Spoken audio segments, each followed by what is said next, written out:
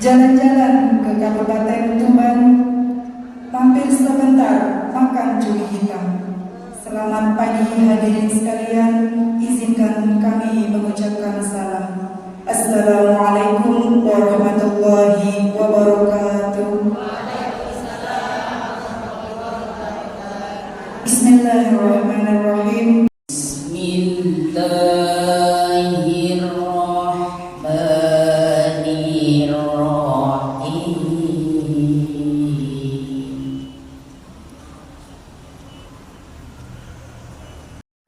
Pada hari ini kita masih diberi kesehatan sehingga masih dapat beraktivitas dalam keadaan sehat walafiat. Kedua kalinya sholawat dan salam semoga tetap terlimpahkan kepada junjungan kita Nabi besar Muhammad SAW yang selalu kita harapkan syafaatnya nanti di hari kiamat. Kepada Bapak dan Ibu sekalian yang kami hormati, perlu kami sampaikan bahwa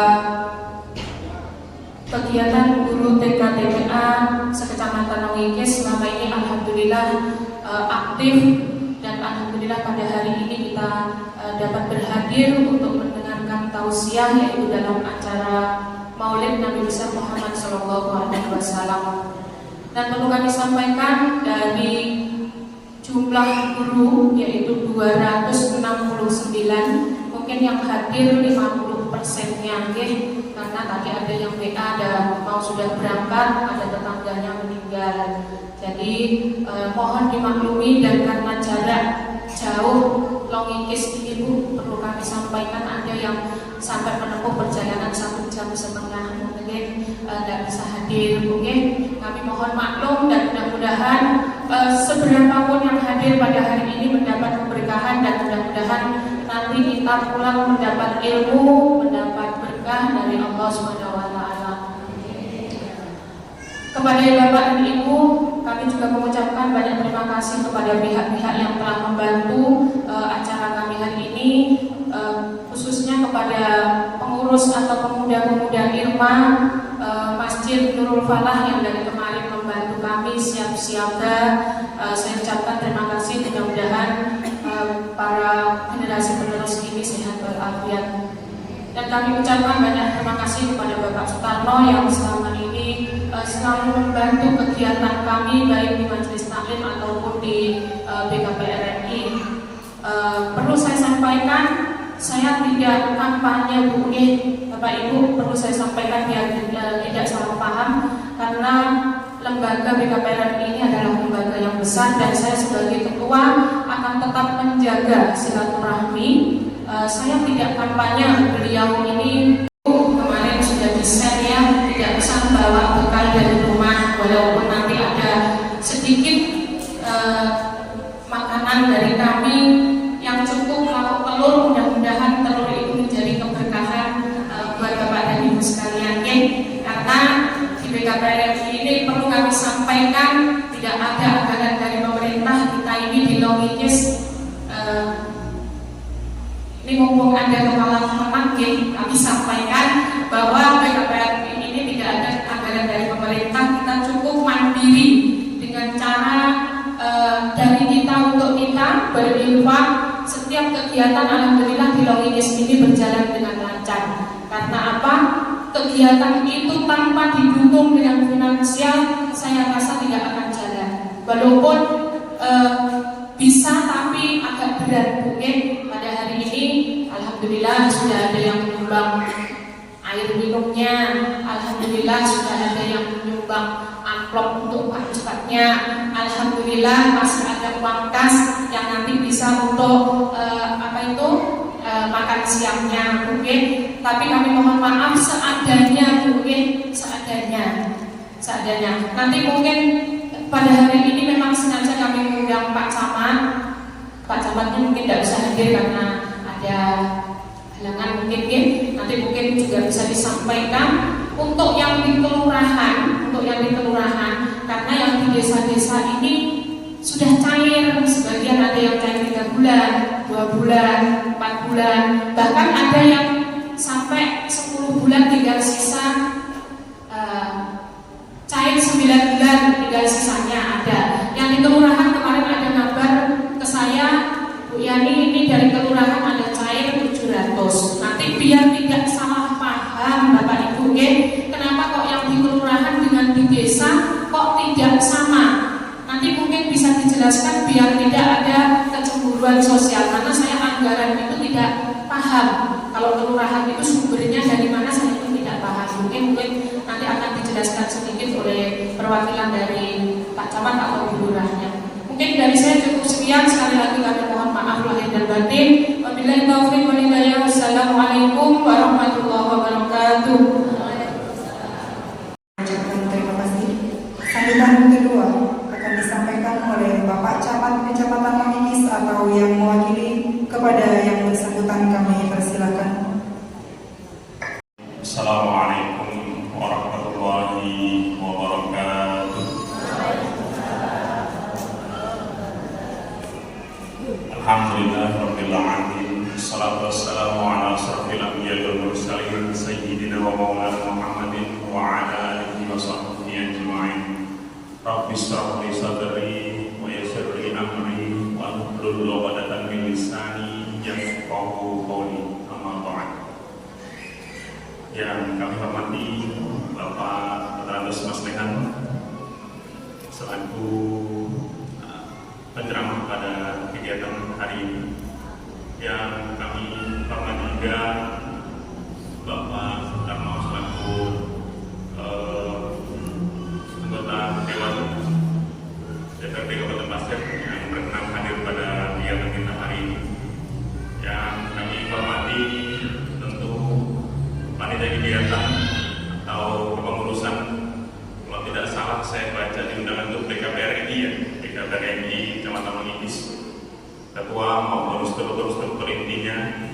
Yang kami hormati juga pada hari ini perwakilan Lurah Mangikis, saudara kami Bapak Swedi. Yang kami hormati dan kami muliakan sekali Bapak Ibu guru TKA, TPA, Ustadz Ustazah yang hadir sekaligus menjadi pelaksana pada kegiatan peringatan Maulid pada hari ini di Masjid Nurul Alam Mangikis.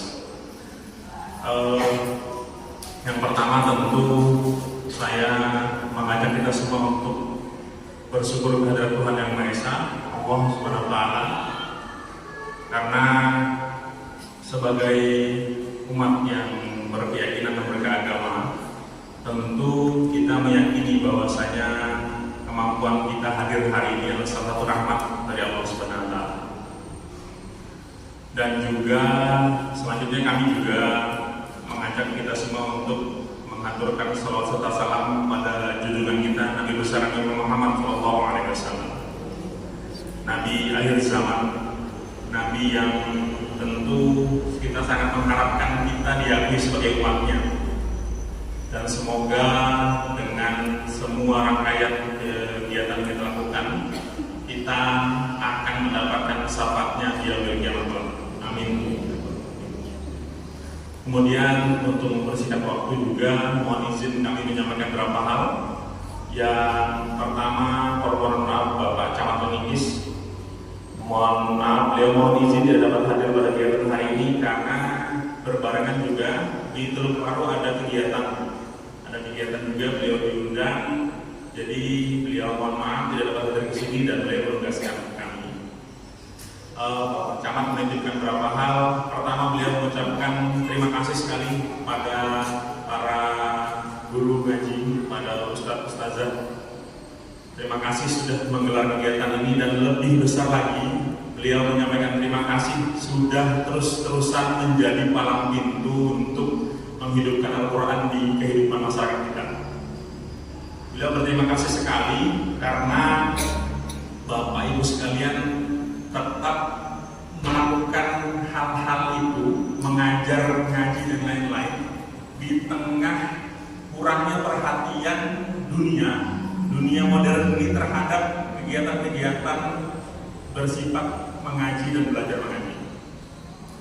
Kami menyadari bahwasanya tentu kami banyak sekali kekurangan dalam mensupport hal-hal yang seperti bantuan, bahkan honor dan lain-lain. Kami menyadari sepenuhnya bahwasanya kurang sekali dalam melakukan pembinaan-pembinaan terkait hal tersebut.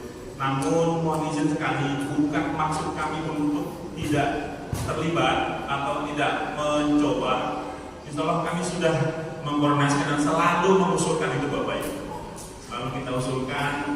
Mungkin Pak Tarno selaku Dewan itu juga melihat setiap tahun itu ada usulan itu Bapak Ibu sekalian.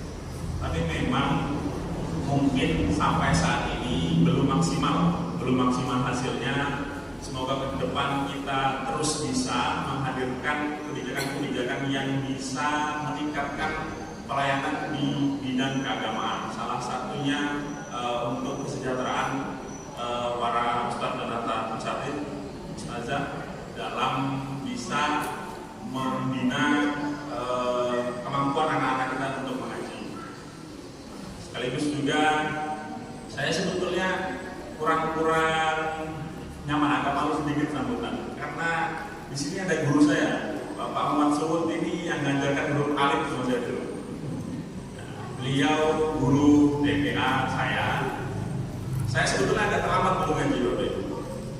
Saya itu pas 4 SD baru kelas 1. Di generasi saya itu memalukan, di generasi saya. Ya, saya di kelas 6 itu udah lulus SD baru kelas 6 karena saya sering bolos. Masih anak-anak. Dulu saya pikir saya lumayan parah Bapak Ibu. Kelas 6 SD baru lulus Iqra. Tapi ternyata setelah kita sekolah agak jauh sedikit, banyak anak-anak kota yang nggak bisa ngaji ternyata. Jadi bersyukur sekali kita hidup di kampung kalau menurut saya. Karena di lingkungan kita sekarang sudah mulai agak terasa nih. Kalau dulu tuh lucu, ada anak lulus SD yang bisa ngaji. Karena yang muslim itu rata-rata sudah TPA. Maka itu terima kasih sekali kepada guru-guru, ustadz yang mengajarkan kami untuk mengaji. Dulu saya kecil itu menganggapnya biasa aja. Setelah kita sekolah agak jauh dikit, ternyata saya kuliah teman saya Islam dari lahir, alhamdulillah nggak bisa ngaji. Jadi saya pas sekolah itu merasa ternyata banyak orang yang lebih ahli daripada saya. Jadi terima kasih sekali kepada para ustazah. Itu tadi masih tetap mau mengajar di tengah kurangnya perhatian. Semoga apa yang Bapak Ibu lakukan semua itu dibalas oleh Allah SWT. Mungkin tidak terlihat mewah di dunia, tapi insya Allah amal jariah itu panjang sekali. Panjang, saya yakin. Karena orang mulai meningkatkan lagi kehormatan guru, tapi guru ngaji kayaknya dilupakan. Benar gitu? Ya, kadang orang bilang jangan lupa sama guru yang mengajarkan kalian membaca tulis. Tapi tidak dikasih tahu gitu, bahwasanya guru yang mengajarkan ngaji itu lebih mengerikan sebetulnya doanya kalau dia ini sama kita. Karena tapi ya kembali tadi itu, dunia sekarang agak kurang perhatian itu. Orang lebih malu ketika anaknya tidak bisa baca tulis daripada tidak bisa ngaji. Betul tak? Jadi memang keadaannya begitu saat ini, tapi semoga dengan seiring perjalanan Allah akan takdirkan negeri kita kembali menjadi negeri yang bisa menghadirkan generasi ke depan yang pandai mengaji, bisa membaca Al-Quran, bisa menjadi generasi-generasi Islam yang jauh lebih baik di masa akan datang. Ya, tugas kita minimal wilayah logis. Di wilayah kita bisa menghadirkan generasi-generasi yang bisa mendapat minimal. Tapi memang tugas berat karena kami juga melihat itu, fenomena itu. Sekarang sudah mulai orang tua tidak lagi, tidak harus marah sih, minimal malu kalau anaknya itu tidak bisa ngaji. Di generasi yang sekarang itu sudah ada orang tua, bahkan di level kita di kampung yang membiarkan anaknya tidak bisa ngaji, tidak malu dengan anaknya tidak bisa ngaji. Betul, ada gitu, fenomenanya ada. Ya, maka itulah tugas berat kita semua. Semoga kedepannya kita bisa meningkatkan hal-hal yang masih kurang. Semoga kita juga bisa koordinasi mohon izin mungkin pengurus BKPRI siapa tahu ke depan minimal itu rangkaiannya dari proses musrenbang bisa diusulkan di tingkat desa, kemudian di kecamatan juga dikawal menjadi 3 prioritas, karena secara umum pemerintahan sekarang itu menetapkan 3 prioritas di 3 bidang setiap tahunnya masing-masing desa. Jadi ada 9 usulan utama yang akan dibawa ke rapat di pemerintah Kabupaten Pasir. Maka mohon sekiranya rekan-rekan guru TK TPA bisa mengawal di bidang yang bidangnya memang terkait sosial keagamaan. Nanti mengusulkan satu kegiatan, kalau mau kuat itu sebetulnya semua desa mengusulkan usulan yang sama. Nanti kita kawal sampai ke atas. Bentuknya itu kalau bisa ya kontinu. Maksud saya kontinu itu ya mungkin berkelanjutan per bulan atau per tahun dapat. Kalau kegiatan yang sekali dapat selesai, ya itu akan lama lagi baru kita bisa dapat. Ya nanti mungkin coba dimusyawarahkan gimana kita bisa satu arah, satu jalan, mengusulkan kegiatan yang bisa dikawal. Nanti kita juga bisa minta mohon mungkin kepada Pak Tarno kemudian dengan rekan-rekan yang dewan, terutama dapil kita, untuk bisa membantu mengawal kegiatan yang diusulkan oleh rekan-rekan BKPRI. Jadi langkahnya di sana Bapak Ibu. Kalau kami di kecamatan tidak bisa langsung intervensi, tapi kami hanya bisa membantu mengawal. Nah, contohnya adalah kami sampaikan dalam forum begini, langkahnya seperti Bapak Ibu. Usulkan di musrenbang desa, kemudian di desa itu dibawa lagi ke kecamatan, dikawal lagi. Nanti di kecamatan kita ajukan ke Bapeda. Nah, nanti di Bapeda baru kita minta tolong asistensi kepada rekan-rekan di dewan maupun juga bisa ke Pak Bupati dan lain-lain. Insya Allah beliau mendengar kita, memperhatikan apa yang diusulkan oleh terutama hal seperti ini, sosial keagamaan. Insya Allah beliau memperhatikan. Salah satu bagian dari visi beliau. Semoga kita ke depan bisa kerjasama yang lebih baik. Nah, mohon izin titip kepada pengurus BKPRI, nanti mungkin kita koordinasi lebih lanjut. Semoga bisa menghasilkan kegiatan-kegiatan yang bermanfaat untuk kita semua. Amin. Kami rasa sekian hal-hal yang bisa kami sampaikan, dan mohon maaf sebesar-besarnya apabila saya lancang dalam menyampaikan tentang beberapa hal. Mohon dimaafkan dan diikhlaskan. Dan terima kasih sekali lagi atas kesempatan yang diberikan. Terkait untuk guru ngaji di kelurahan tadi, nanti lurah ada menyampaikan, aku tak ada di sini. Lurah, nanti mungkin beliau yang bantu menjawab. Kebetulan dulu itu bidang saya, waktu saya masih di kelurahan, saya tahu sedikit. Nah, nanti mungkin kita koordinasi aja bagaimana prosesnya. Nanti beliau yang lebih berkompeten untuk menjelaskan, karena beliau hari ini hadir sebagai wakil lurah. Kami rasa itu yang bisa kami sampaikan. Mohon izin, sekali lagi mohon maaf dan terima kasih. Saya rasa sekian. Wabillahi taufiq wal hidayah. Wassalamualaikum warahmatullahi wabarakatuh. Ucapkan terima kasih. Sambutan selanjutnya yaitu akan disampaikan oleh perwakilan Ibu Lurah Kelurahan Wangis. Kepada beliau kami persilakan. Assalamualaikum warahmatullahi wabarakatuh. Bismillahirrahmanirrahim. Alhamdulillahirrahmanirrahim. Assalatu wassalamu ala asyrafil anbiya'i wal mursalin Sayyidina wa maulana Muhammadin wa ala alihi wa sahbihi. Yang saya hormati Bapak penceramah yaitu Dr. Sihat, Kepala Kantor Perusahaan Agama Kabupaten Pasir. Yang saya hormati Bapak Sutarno, anggota Dewan Kabupaten Pasir. Yang saya hormati tokoh agama, tokoh masyarakat yang bersama hadir pada siang hari ini. Yang saya hormati panitia peringatan Maulid Nabi Sallallahu Alaihi Wasallam dari BKPRI Kabupaten Wangis dan seluruh yang hadir pada siang hari ini. Semoga kita semua yang hadir dalam kesempatan ini mendapat ilmu yang akan disampaikan oleh penceramah nanti, dan kita tetap di bidang kesehatan. Baik, yang pertama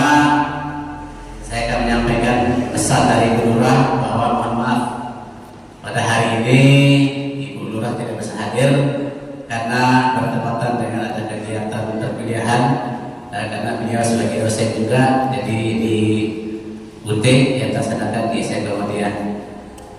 Yang kedua, menjawab dari pemaparan MC maupun Pak Camat tadi tentang mengenai TKTPA yang ada di kelurahan. Ini kalau nggak salah itu prosesnya itu sekitar 121.000 kalau nggak salah. Itu sudah dipotong pajak. Nah, itu per bulan. Ini memang sangat minim. Dulu mohon maaf, waktu saya masih di Masjid Nurul Iman pernah juga ngajar TKTPA kurang lebih hampir 6 tahun ya. Dan memang dari dulu sampai sekarang itu mohon maaf tidak ada kesalahan, cuma kurang perhatian memang. Betul seperti kata Pak perwakilan kecamatan tadi, memperhatikan untuk tingkat honor ya yang diberikan kepada para guru, ustazah maupun ustaznya yang mengajar di TKTPA. Mungkin nanti sesuai dengan pesan dari kecamatan nanti berkoordinasi. Mudah-mudahan siapa tahu nanti bisa sama minimal dengan honor kaum lah, ya kan? Kalau nggak salah kaum aja di Indonesia itu 350, jadi kalau nggak salah. Ya mudah-mudahan nanti mungkin lewat seperti disampaikan Pak perwakilan kecamatan tadi dalam seimbang, karena ini yang dibawa ilmunya bekal dunia akhirat malah lebih sedikit gitu kan. Ya, ini menjadi perhatian kita bersama. Kebetulan mungkin ada Pak Dewan kita mungkin nanti bisa membantu, dan juga ada Pak Kepala Pak Tata Kelompok juga bisa mengawal itu. Terus yang ketiga, pesannya bahwa rindunya kita mendengar anak-anak sekarang itu memang melakukan ayat Al-Quran itu susah. Mohon maaf nih goyah kita tadi ibu-ibu ini luar biasa ya. Tidak ada sekarang regenerasi untuk tilawah itu tingkat anak-anak, sangat susah ya. Dulu mohon maaf suka saya sudah belajar itu ya. Dulu kita pada pagi ada guru yang diboskan dulu saya tidak pernah aja itu ada guru kita. Cuma sekarang itu peminatnya nggak ada. Jadi anak-anak kita lebih senang main HP, main game daripada disuruh ngaji. Bahkan saya sendiri saja untuk anak saya katakan lahir dulu di rumah, lahir dulu terus suruh ngaji itu. Itulah efek dari apa namanya ini digitalisasi lah. Efeknya sangat luar biasa. Sehingga terima kasih Bapak Ibu Ustazah masih bertahan tetap mendidik akhlak, moral maupun tata cara membaca bagi generasi anak-anak kita sekarang. Ya mungkin itu kita bisa sampaikan. Saya tidak bisa terlalu panjang seperti Pak Camat dan biarin dulu santri juga. Kalau masalah ini beliau ini jebolan masih pabrik papan ya. Dulu anak saya pernah kesana Pak jam 2 tahun, katanya terlalu keras hanya pulang dari sini. Jadi beliau ini memang luar biasa ya. Ilmu dunianya dapat, ilmu agamanya dapat. Mudah-mudahan dia ini calon pemimpin kita akan datang kita doakan. Mudah-mudahan dari camat nantinya. Amin. Begitulah pesan saya berikan. Kurang lebihnya mohon maaf. Akhiri. Assalamualaikum warahmatullahi wabarakatuh. Waalaikumsalam. Perwakilan Kelurahan Mangikis kami ucapkan terima kasih. Acara ke-6 yaitu tausiah agama yang akan disampaikan oleh Bapak Ustadz Dr. Andes Haji Maslehan, kepada beliau kami persilakan.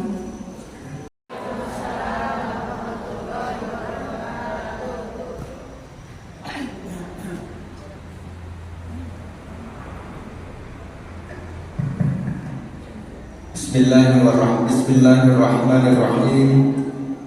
Alhamdulillahi rabbil alamin. Assalatu wassalamu ala asyrafil anbiya'i wal mursalin Sayyidina wa maulana Muhammadin wa ala alihi wa sahbihi ajma'in. Rabbi shrah li sadri wa yassir li amri wahlul 'uqdatam min lisani yafqahu qawli. Amin. Yang saya hormati Bapak Camat Mangikis atau yang mewakili, Ibu Lurah atau yang mewakili saya hormati, Bapak Tarno selaku wakil dari masyarakat Kecamatan Mangikis. Kalau tadi panitia mengatakan menghadirkan beliau itu sebetulnya saya ada 2 kali masuk ke sini, beliau hadir terus. Rasa-rasanya awal-awal saya mutasi ke Grogol, kemudian di sini ada acara guru-guru TK seperti ini, beliau juga hadir. Ya, beliau juga hadir. Jadi bukan hanya sekedar menjelang 2024 Bapak ya. Bapak-bapak, ibu-ibu yang dirahmati Allah, ini panitia merasa tidak adil. Tadi teman-teman disuruh duduk, saya disuruh berdiri. Ya. Tapi tidak apa-apa. Malah syukur alhamdulillah kalau berdiri nggak tahan lama, jadi cepat selesai. Baik Bapak dan Ibu yang berbahagia, pada saat ini kita memperingati hari lahirnya Nabi besar Muhammad SAW. Saya tidak akan menceritakan kisah kelahirannya, karena Bapak dan Ibu setiap tahun pasti mendengar kalimat-kalimat tentang kelahiran. Tapi intinya kita adalah untuk mencari hikmah di balik itu. Makanya ini yang saya hadapi adalah guru-guru yang sangat luar biasa. Rasulullah memberikan warning, memberikan peringatan kepada kita, khairukum man ta'allama al-Qur'an wa 'allamahu. Sebaik-baik kalian itu adalah orang yang belajar Al-Qur'an dan mau mengajarkan Al-Qur'an. Kalau kita ingin mengajarkan Al-Quran dengan ikhlas, mohon maaf, kalau orang-orang yang sudah seusia setengah abad seperti saya, ini saya lihat ibu-ibu baru usia 25 tahun semua nih ya. Ya. Kalau yang seusia dia setengah abad ke atas, dulu kalau belajar Al-Quran, guru itu mengajarnya dengan penuh keikhlasan. Kalau di daerah saya, guru itu yang mengajar malah justru membeli minyak sendiri, hidupin lampu sendiri, memompa sendiri. Saya dulu belajar membaca Al-Fatihah saja, itu 1 bulan itu tidak khatam-khatam, membaca Fatihah. Tetapi setelah selesai membaca surah Al-Fatihah, dinyatakan sudah baik, baru berikutnya ini nggak ada ulang-ulang lagi sudah. Makanya anak-anak saya ini saya ajari yang penting Fatihah minimal 1 minggu. 1 minggu Fatihah, kemudian juz 1, juz 2 itu baru 1 ayat sampai juz 2. Nanti juz 3 baru dia semuanya sendiri. Karena anak saya imam-imamnya sendiri, kebetulan yang ngajar ibunya. Ya, saya hanya memantau saja. Yang punya waktu banyak itu adalah ibunya. Jadi orang yang ikhlas waktu ini barangkali Bapak dan Ibu itu sudah sering mendengar. Ini ada sebuah ibarat. Ada pondok pesantren yang sudah meluluskan beberapa santri. Ada yang dia ini menjadi seorang pedagang, ada yang dia ini menjadi seorang petani. Nah kemudian antara petani dan pedagang ini sama-sama mau sowan, ya mau sowan atau mau ke rumah kiainya. Seorang petani ini dia menanam jagung, menanam pepaya, menanam singkong. Karena ingat sama kiainya, dia cabut singkongnya, dia bawa jagungnya, bawa pepaya. Ditanya sama temannya yang sama-sama alumni pondok pesantren, mau kemana? Mau sowan. Sowan kemana? Ke rumah Pak Kiai. Apa yang dibawa? Ini oleh-oleh hasil dari pertanian. Ada pepaya, ada jagung, ada singkong. Datang sampai ke rumahnya Kiai. Assalamualaikum Pak Kiai. Waalaikumsalam. Kamu siapa? Saya si Ahmad, santrinya Pak Kiai yang dulu. Oh, gimana kabarnya? Jadi apa sekarang? Alhamdulillah saya jadi petani Pak Kiai. Ini hasil pertanian saya bawa. Nah Kiai ini panggil istrinya, Mak, ini ada tamu membawa oleh-oleh, yang dibawa singkong, pepaya, sama jagung. Kemudian bikinkan minum, iya, bikinkan minum. Setelah dibikinkan minum, kemudian nggak lama pamit santri ini. Mohon maaf Pak Kiai, saya mau pamit. Ini karena di rumah kebetulan kebun ini belum ada yang menggarap kecuali saya sendiri yang mencangkul. Oh iya. Sebelum pamit istrinya dipanggil lagi. Pak, ini mau pamit. Coba lihat di belakang ada apa? Tidak ada apa-apa Pak, kecuali kambing. Ya udah bawa aja. Kasihkan ini kambing kepada anak santri kita yang rajin bertani. Bawa, kasih kambing. Dibawa oleh kambing ini pulang. Alhamdulillah dapat keberkahan dari seorang kiai. kemudian lewat di depan rumah temannya. Loh kan tadi katanya ke rumah kiai. Iya. Dapat apa? Ini dapat kambing dari Pak Kiai. Dan dapat ilmu, dikasih kambing. Apa yang kamu bawa? Ya jagung, ya singkong, ya pepaya. Oh. Kemudian temannya ini karena orang ini mempunyai sifat bisnismen. Nah akhirnya apa? Coba-coba membawa 2 ekor kambing ke rumah kiai karena niatnya tidak ikhlas. Niatnya tidak ikhlas. Dari rumah membawa 2 ekor kambing ke rumahnya kiai, siapa tahu membawa pepaya, jagung sama singkong saja mendapat 1 ekor kambing. Jangan-jangan saya membawa 2 ekor kambing nanti mendapat sapi. Kan itu. Datang sampai rumah kiai, assalamualaikum, waalaikumsalam. Kamu siapa? Saya Fulan, santrinya Pak Kiai. Oh alhamdulillah. Jadi apa sekarang kamu? Alhamdulillah saya jadi pengusaha Pak Kiai. Alhamdulillah juga berkat hasil usaha saya ada membawa 2 ekor kambing di depan. Oh iya, terima kasih. Omong. Dan akhirnya apa? Pamit. Setelah pamit, mohon maaf saya mau pamit Pak Kiai. Oh iya, dan Bapak terima kasih ya kambingnya. Panggil istrinya, Mak. Ini mau pamit. Coba dilihat di belakang ada apa? Oh tidak ada apa-apa Pak, kecuali jagung, pepaya sama singkong. Ya udah kasih aja Bapak. Nah akhirnya apa? Karena niatnya tidak ikhlas membawa kambing, yang alhamdulillah masih dapat singkong, masih dapat pepaya, masih dapat jagung, dan itu. Makanya yang penuh dengan keikhlasan, ya, mengajarkan Al-Quran dengan penuh keikhlasan, insya Allah. Makanya khairukum man ta'allama al-Qur'an wa 'allama.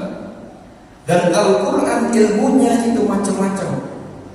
Ada kalanya orang ini hanya sekedar mengajarkan tata cara baca. Dan alhamdulillah kita ini hidup jauh setelah Nabi, Pak. Ini kan kadang-kadang ada orang yang mengatakan ayo kita kembali kepada Al-Qur'an zaman Nabi. Kalau kita misalnya sampai saat ini tanpa adanya 2 ulama minimal, tanpa adanya jasa 2 ulama, barangkali kita tidak akan bisa membaca Al-Quran. Bagaimana pada saat di zaman Rasulullah, zaman Abu Bakar, Umar, Utsman, Ali, dan masih sahabat-sahabat yang lain, itu Al-Quran kalau seandainya diserahkan kepada kita, itu tidak ada yang bisa membaca. Karena apa? Huruf ba, ta, sa sama, gak ada titiknya. Jim, ha, kho sama, gak ada titiknya. Ro, za juga sama, tidak ada titiknya. Sin, shin sama, sod, do sama, to, do sama, ain, ri sama, belum ada titiknya. Nah akhirnya apa? Setelah Islam ini berkembang kemana-mana, akhirnya ini ada permintaan supaya ini bagaimana bisa terbaca dan diikuti oleh orang banyak. Maka di sini Abdul Aswad Ad-Du'ali ini ngasih titik, bab 1 titik di bawah, tak 2 titik di atas, sa 3 titik di atas, jim titik di bawah, ha tanpa titik, kho 1 titik di atas. Ini semakin berkembang. Akhirnya apa? Orang di luar Arab tidak bisa membaca Al-Quran kalau tanpa ada tanda-tandanya. Nah, siapa yang kasih tanda? Minimal kan ada 2 imam. Abdul Aswad Ad-Du'ali punya jasa menaruh tanda titik, kemudian tanda baca Imam Ahmad Al-Farahidi, Khalil bin Ahmad Al-Farahidi, yang ngasih tanda harokat fathah, kasrah, dhamma, fathatain, kasratain, dhammatain, syiddah, sukun. Nah ini adalah jasa ulama justru jauh setelah dari kenabian. Nah oleh karena itu kita ini sangat berjasa, mempunyai hutang jasa kepada beliau-beliau.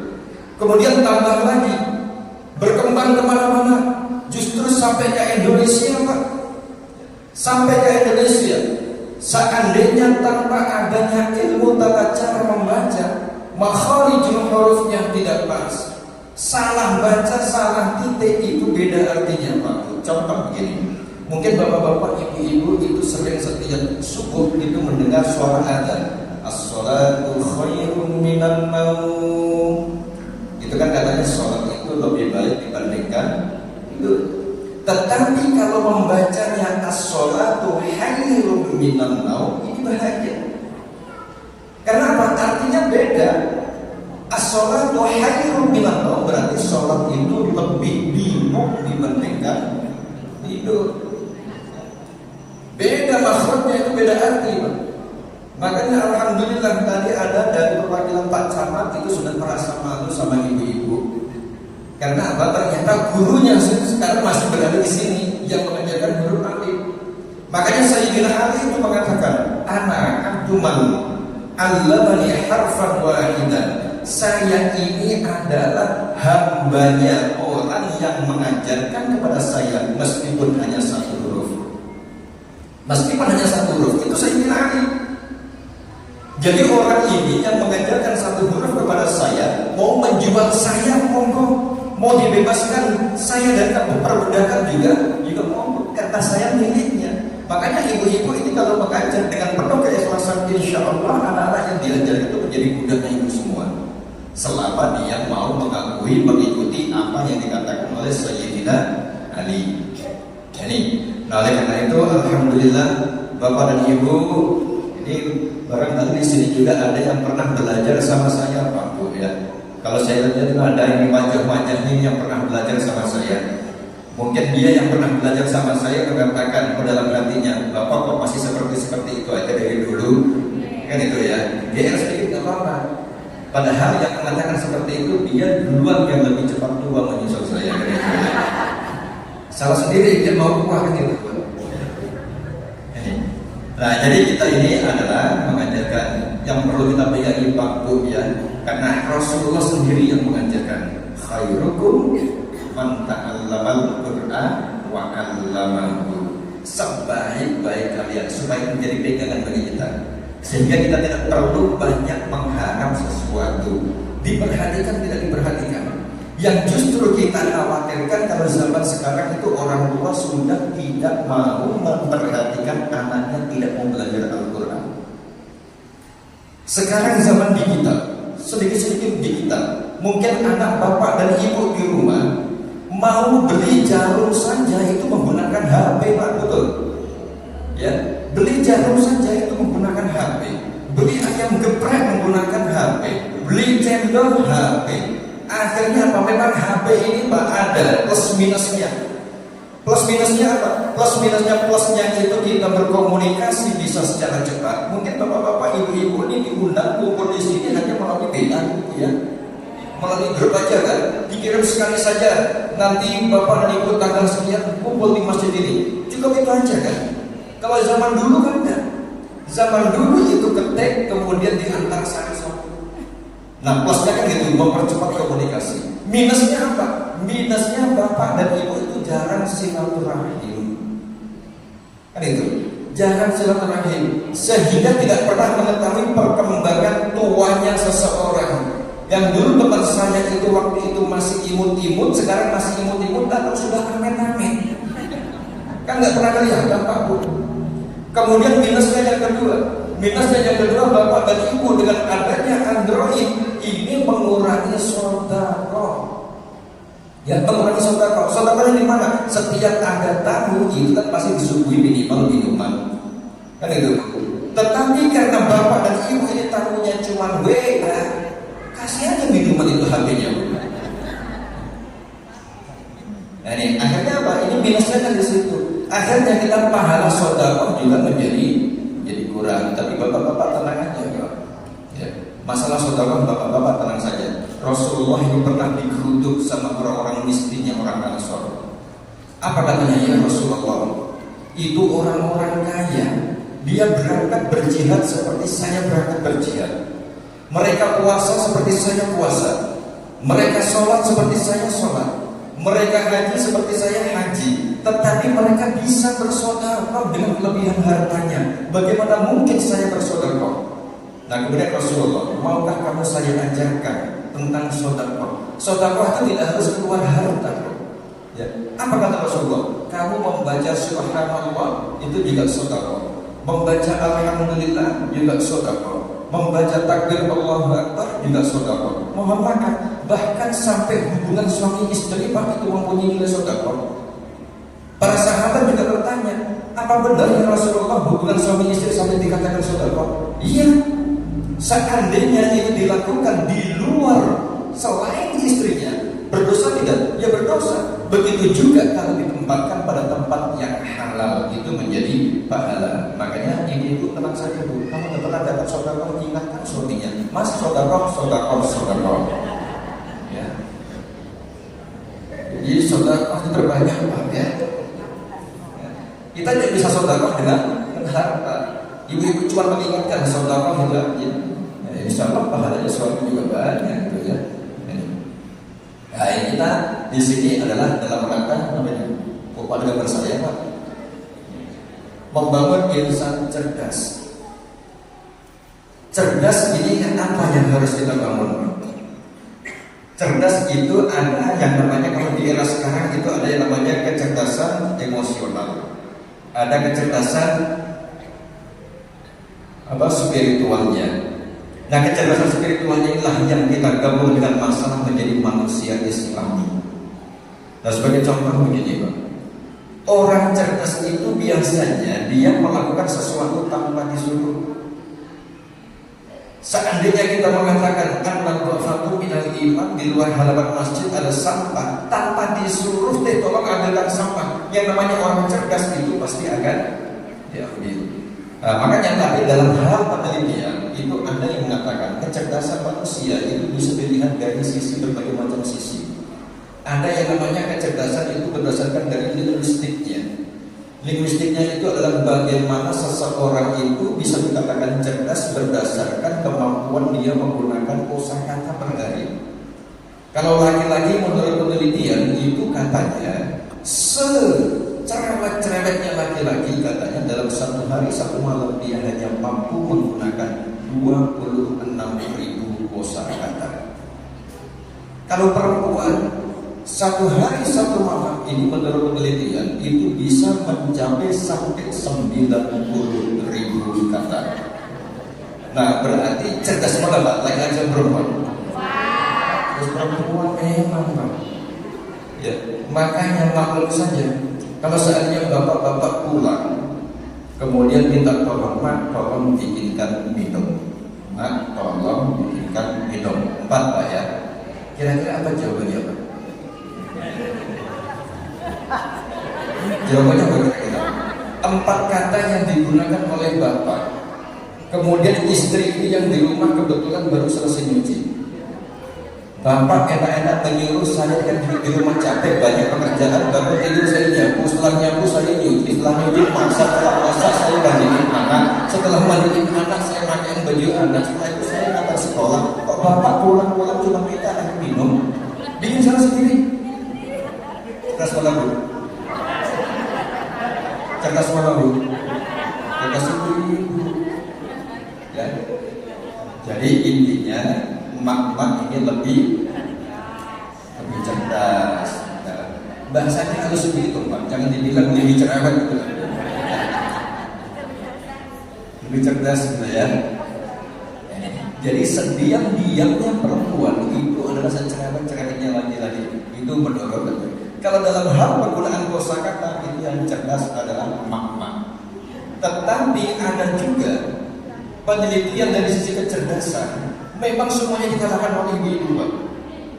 Dalam skala lokasi ini lebih cerdas ibu-ibu dibandingkan bapak-bapak. Misalnya bapak-bapak ya, bapak-bapak ini ke mall. Apa yang dituju Pak?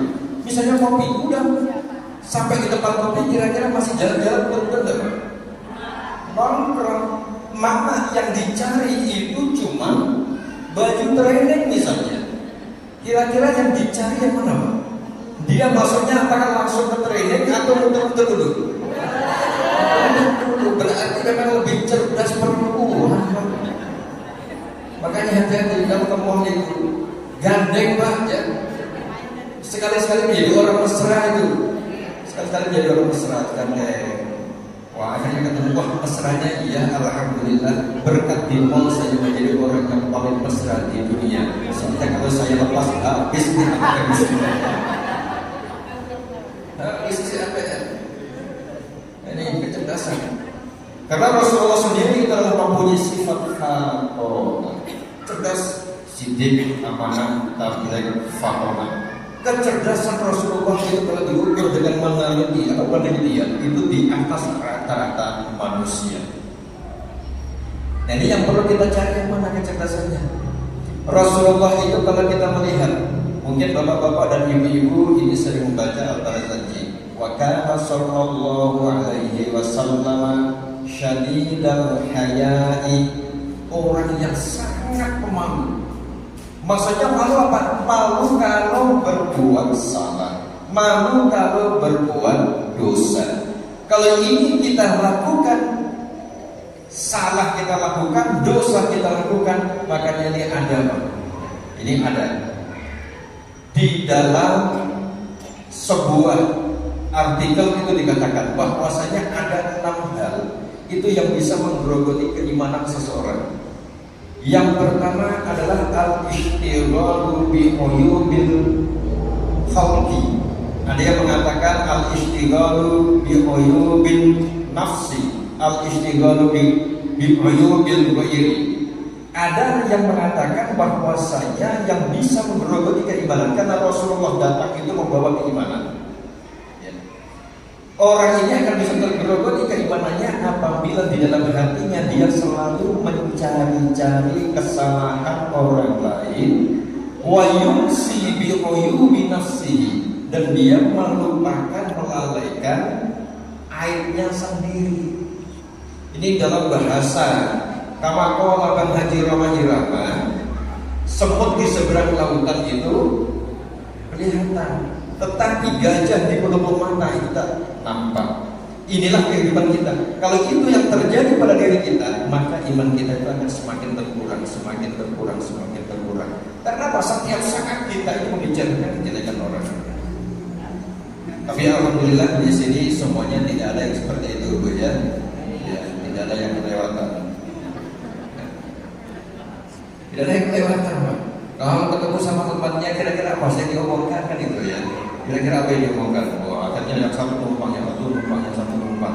Kalau ini yang terjadi, kita selalu membicarakan kejelekan orang, ya udah. Kemudian yang kedua adalah qaswatul qulub, keras hatinya. Orang yang keras hatinya, hati manusia itu ada yang keras, lebih keras hati manusia dibandingkan batu, lebih keras hati manusia dibandingkan baja. Batu sekeras-kerasnya batu, ketetesan air sedikit demi sedikit dia bisa berlubang. Tapi hati manusia dinasehati, ini terkadang dia lebih keras dibandingkan batu. Karena apa? Menganggap dirinya paling hebat, menganggap dirinya paling kuasa, menganggap dirinya paling pintar, menganggap dirinya serba paling dan paling. Kalau orang yang sudah mengatakan paling, maka dia ini adalah orang yang mempunyai hati keras. Dan orang sombong, mohon maaf Bapak dan Ibu, orang sombong itu dia seakan-akan merasa dirinya di atas puncak gunung. Orang yang berada di atas puncak gunung, dia melihat orang ke bawah kan kelihatannya kecil, tetapi dia tidak menyadari orang yang dari bawah melihat dia di atas juga kecil, gak ada apa-apanya juga, Pak. Dan orang sombong itu ibaratnya sama aja dengan air mancur. Setinggi apapun air naik ke atas, pasti dia akan jatuh. Contoh di intermezzo waktu ya, di intermezzo. Suatu ketika ini ada upacara, pelaksanaan upacara. Kemudian pembawa acara ini sudah mengatakan pembacaan teks Pancasila oleh inspektur upacara dan diikuti oleh seluruh peserta upacara. Wah, ini ajudan sudah menunggu, sudah bawa teks Pancasila diserahkan. Jawabannya Pak, tidak usah pakai tek-tekan, aku sudah hafal. Sombong. Akhirnya apa? Mengatakan Pancasila, semuanya ikut Pancasila. 1. Tuhan yang Maha Esa. 2. Kemanusiaan yang adil dan beradab. 3. Persatuan. Akhirnya 4 ini sudah blank. Tetapi yang namanya inspektur upacara ini punya kekuasaan, akhirnya supaya tidak merasa malu, dia mengucapkan 4 dan 5 tidak ada perubahan. Jadi pasal yang keempat dan yang kelima itu tidak ada perubahan, sama seperti yang dulu. Ini adalah orang sombong. Nah, makanya ini qaswatul qulub itu bisa menjadikan seseorang menjadi sombong. Kemudian yang ketiga adalah tulul amal, orang yang panjang angan-angannya. Kalau yang laki-laki mungkin angan-angannya pengen punya istri yang cantik, penurut, tidak rewel, tidak cerewet, punya rumah yang bagus. punya mobil yang bagus, angan-angannya panjang. Nanti kalau sudah punya harta yang banyak, mudah-mudahan istrinya itu merelakan ditambah lagi. Jangan cemberut itu dong, Bu. Saya kan mengibaratkan bapaknya. Ya, saya mengibaratkan bapaknya, Bu. Tapi bapaknya senang-senang kalau tambah, kok. Betul, Pak? Nah, jawab sendiri, Bu. Cari itu yang mana suaminya, Bu. Nanti sampai di rumah itu ya. Jangan dikasih sodakoh nanti. Ini angan-angannya terlalu panjang. Kalau orang yang terlalu panjang angan-angannya, maka dia ini akan tertutup hatinya. Bisa jadi kalau itu menjadi suatu cita-cita, keinginan yang harus terpenuhi, ini yang akan membahayakan diri. Karena apa? Dia ini kalau mau mendapatkan sesuatu, dia ini harus berupaya semaksimal mungkin demi tercapai keinginannya. Nah, orang yang mencapai keinginannya ini kira-kira untuk mendapatkan kebahagiaan atau kepuasan? Kira-kira mau mendapatkan kebahagiaan atau kepuasan? Kepuasan aja kan? Bukan kebahagiaan kan? Kepuasan sama kebahagiaan itu beda tipis, Pak. Bagi contoh begini, ibu-ibu ini sudah hidup menjadi petani sawit sudah lama. Kemudian tiba-tiba tetangga beli mobil, kita juga pengen beli mobil, punya uang 25 juta masuk dealer, pulang bawa mobil baru. Kira-kira ini puas apa bahagia? Puas kan? Kemudian di dalam kontraknya itu membayar kredit itu setiap tanggal berapa, Bu? Tanggal 25 ya, berarti pengalaman semuanya ya.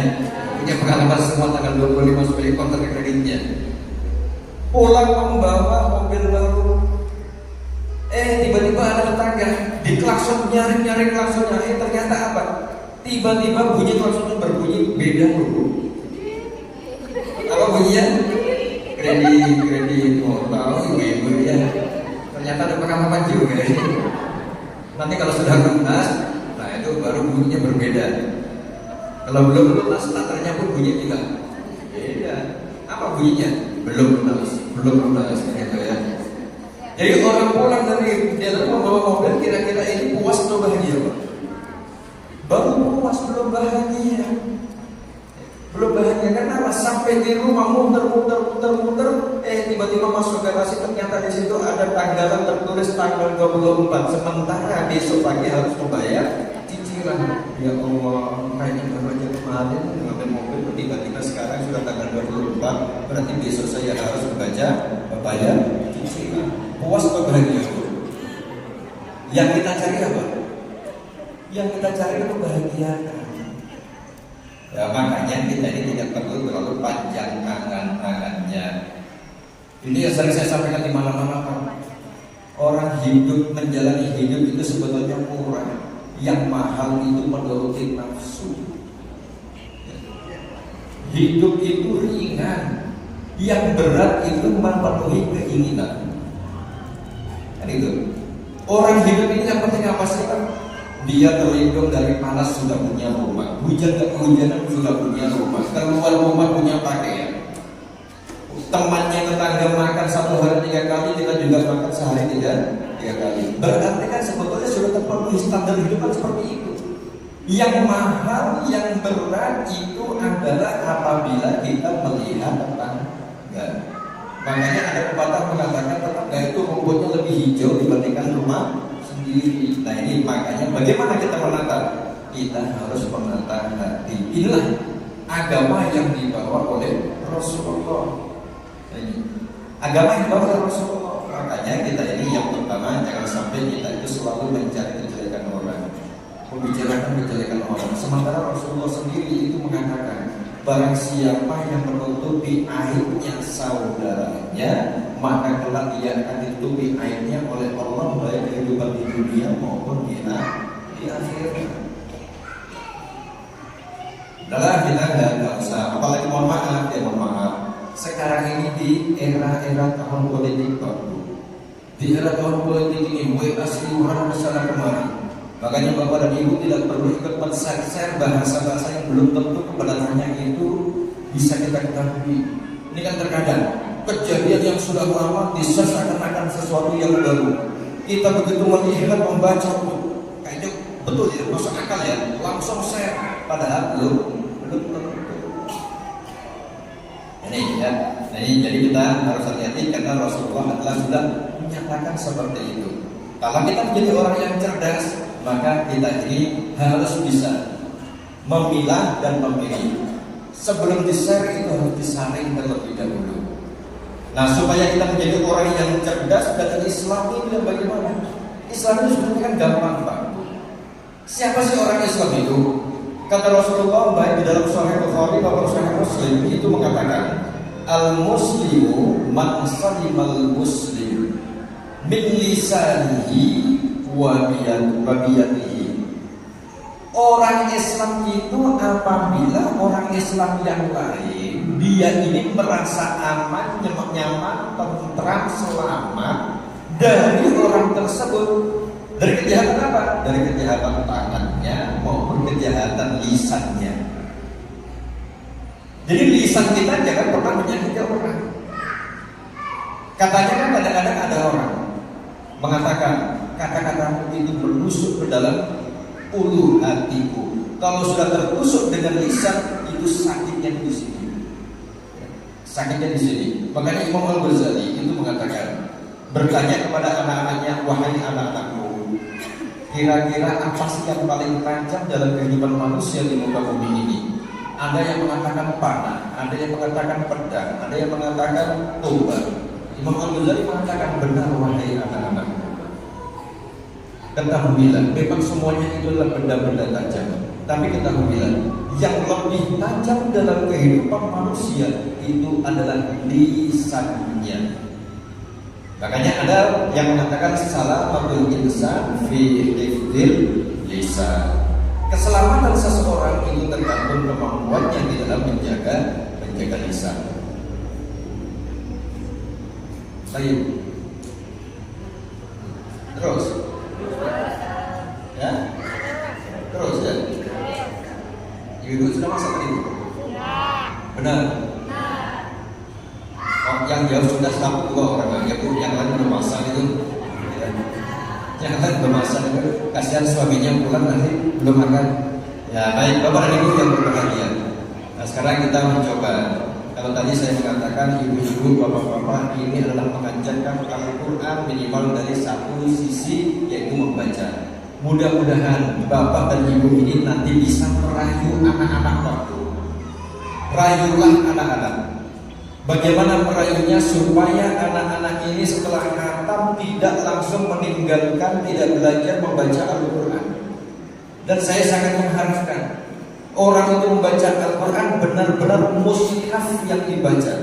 Zaman sekarang ini yang dibaca kan hampir mushaf yang dibaca. Minimal kalau mushaf yang dibaca, orang yang punya keyakinan dengan menyentuh Al-Quran tanpa berwudu itu tidak boleh, maka otomatis dia ini akan semakin memperbanyak berbuat wudu. Tetapi kalau menggunakan HP, ya tidak, di mana-mana dia bukan ada Qurannya. Kalau untuk belajar saja, mengambil tulisannya monggo. Tetapi kalau untuk rutin tadarus, ini upayakan, mohon supaya ada kehormatan. Dan belajar yang lebih baik itu adalah belajar yang dia ini bertatap muka musyawarah.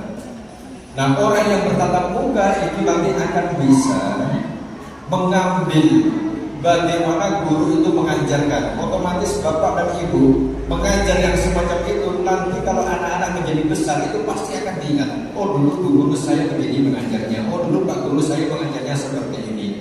Kan itu.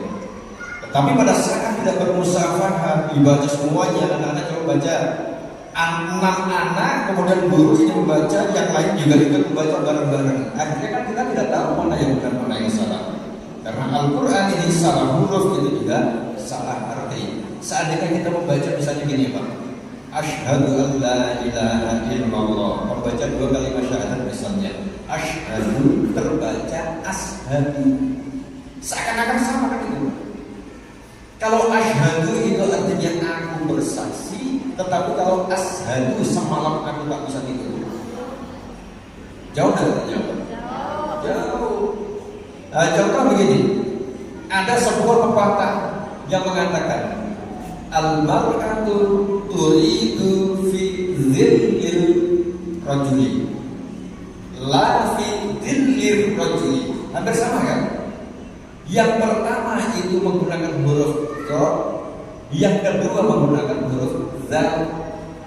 Yang pertama huruf dot itu artinya apa? Wanita itu perlu perlindungan dari seorang laki-laki atau seorang suami.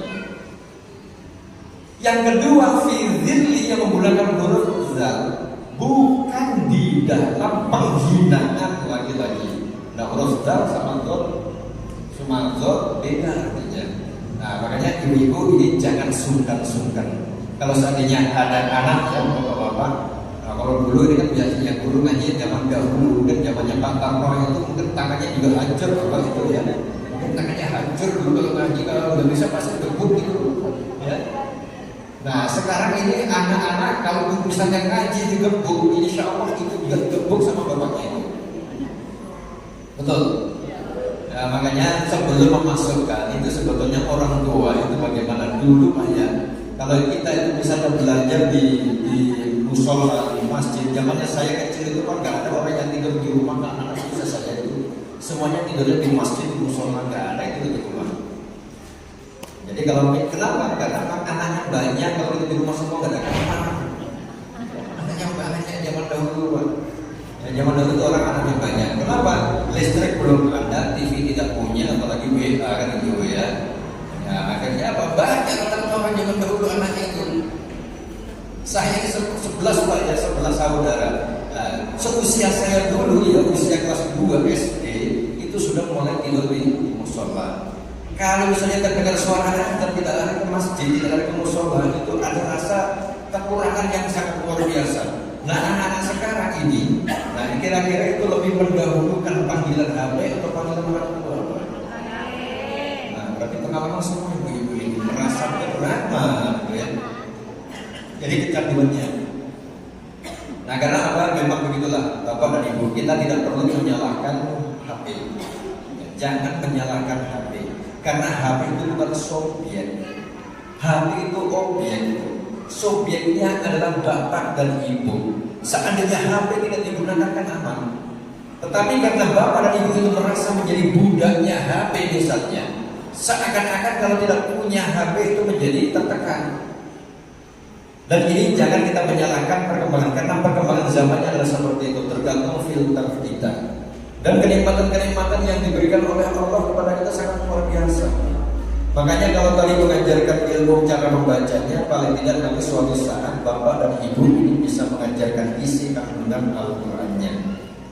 Bagaimana kita tuh menyampaikan isi kandungan Al-Quran. Misalnya bapak dan ibu gak usah jauh-jauh, coba dibuka di dalam surah Al-Kahfi ayat 109, satu ayat sebelum terakhir ya. Nah disitulah Allah sudah menyatakan, Kul, katakan wahai Muhammad, lau kanal bahru, seandainya saja lautan ini midatan li kalimati Rabbi, menjadi tinta untuk menulis sifat-sifatnya, hikmah-hikmahnya, nikmat-nikmatnya Tuhanku. Katanya kan gitu.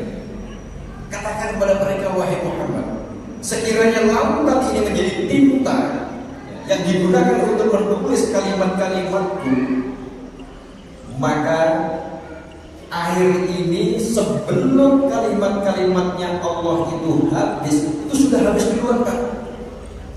Begitu banyaknya. Nah ini bagaimana kita tuh menjadi orang yang sangat bersyukur. Bersyukur itu jangan menunggu banyak Pak. Sedikit pun itu harus juga kita syukuri. Rasulullah mengatakan, man lam yashkuril qalila lam yashkuril katsir.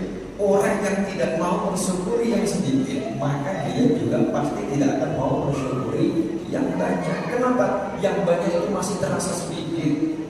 Yang sedikit gak pernah disyukuri, yang banyak masih terasa sedikit. Makanya kita sekecil apapun ya. Dan Bapak Ibu ini jangan pernah menghitung-hitung yang namanya nikmat rezeki itu hanya berupa materi. Yang menjadi masalah ini, rezeki itu apabila kita wujudkan menjadi materi. Uang itu rezeki, selain uang tidak ada rezeki dan yang bahaya. Contohnya apa? Bapak dan Ibu bisa berjalan dari rumah ke sini itu juga rezeki kok. Dan itu perlu syukur ya, alhamdulillah saya bisa sampai. Ternyata apa? Ada teman saya punya kemampuan datang, tetapi karena pada saat ini dia mendapatkan rezeki yang lain apa? Karena sakit sehingga tidak bisa bertemu di masjid ini. Ini ya. Oleh karena itu sekali lagi mari kita bangkitkan anak-anak kita, dan saya atas nama Kepala Kantor Kementerian Agama juga menyampaikan ucapan terima kasih kepada Bapak Camat yang beliau mewakili. Tolong sampaikan salam kepada beliau atas perhatiannya untuk guru-guru TK Al-Quran. Saya yakin dan percaya semua guru-guru ini tidak ada yang mengharapkan Bapak, ya, tidak ada yang mengharapkan imbalan, tetapi kalau itu dikasih nggak ditolak. Betul ya? Alhamdulillah ya. Tapi tadi sudah dinyatakan Bu, katanya saya merasa malu berkali-kali tadi saya ikut kata-kata malunya Bu. Tapi insya Allah tahun depan itu sudah nggak ada rasa malu lagi karena keinginannya sudah terpenuhi Bapak-bapak dan Ibu-ibu. Itu ya. Ya baik Bapak dan Ibu yang berbahagia, di dalam jam berapa? Jam dari sini. Saya mau lupa itu. Saya Zuhur itu di Tajur Mulia. Ya mudah-mudahan semuanya tetap dalam keadaan sehat walafiat, semangat di dalam mengajarkan ilmu-ilmu Al-Quran kepada anak-anak generasi kita, sehingga nanti anak-anak yang kita harapkan ini menjadi anak-anak yang soleh dan solehah, dan membawa Kabupaten Pasir menjadi kabupaten yang sejuk, aman, damai, tentram, bahagia. Amin. Amin. Demikian yang dapat kami sampaikan. Kurang saya mohon maaf. Sekaligus dulu. Oke. Nonton apa nih? Paham tak ini kan? Alhamdulillah. Yang senyum-senyum biasanya nggak paham. Yang senyum-senyum biasanya nggak paham. Ya, nggak apa-apa. Mohon maaf apabila dalam penyampaian saya ada kata-kata yang kurang berkenan. Saya mohon maaf yang sebesar-besarnya. Dan saya akhiri ucapan Allahumma fi dalam kami. Assalamualaikum warahmatullahi wabarakatuh. Doa yang akan dipimpin oleh Bapak Suruh kepada beliau kami persilakan.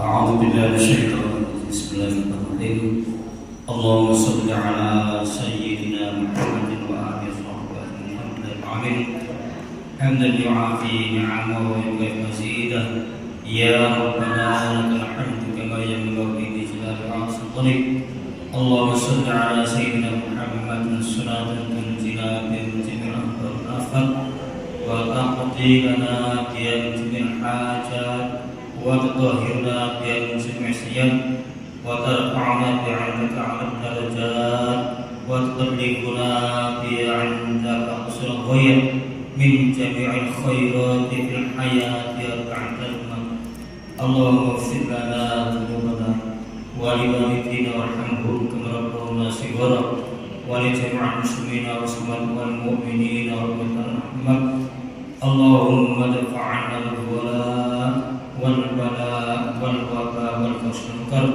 والسيوف المختلفة والشدائد محال ما ظهر منا ومن من بلدنا هذا خاصة ومن بلدان المسلمين عامة إنك على كل شيء قدير ربنا تقبل منا إنك أنت السميع العليم وتب علينا يا مولانا إنك أنت التواب الرحيم ربنا آتنا في الدنيا حسنة وفي الآخرة حسنة وقنا عذاب النار وأدخلنا الجنة مع الأبرار يا عزيز يا غفار يا رب العالمين صلى الله على خير خلقه محمد الحمد لله رب العالمين وقال الله منكم السلام عليكم